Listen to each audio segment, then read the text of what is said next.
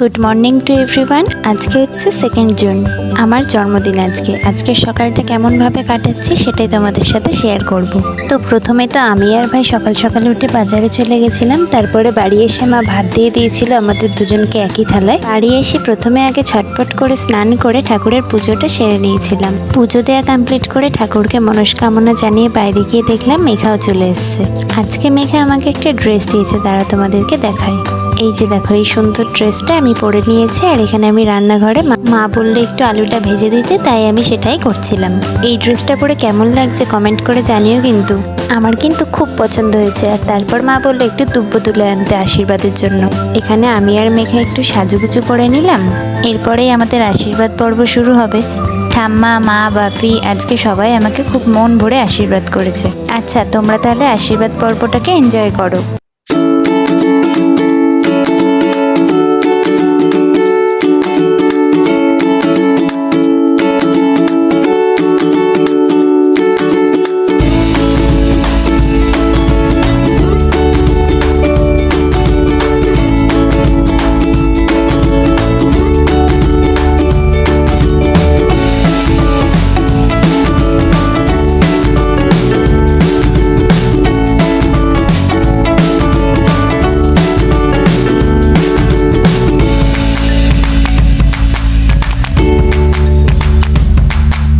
আচ্ছা, এবার বসলো মেঘা আমাকে মিষ্টি খাওয়াতে। আরও আশীর্বাদের সময় একটা স্পেশাল সারপ্রাইজ দিয়েছিল আমাকে।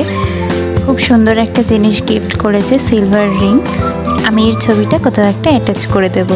আশীর্বাদ পর্ব কমপ্লিট হওয়ার পর সবাইকে খেতে দিয়ে দিয়েছিল মা। আজকের ভিডিওটা আমি এখানেই এন্ড করছি। খুব তাড়াতাড়ি নেক্সট পার্ট নিয়ে আসছি।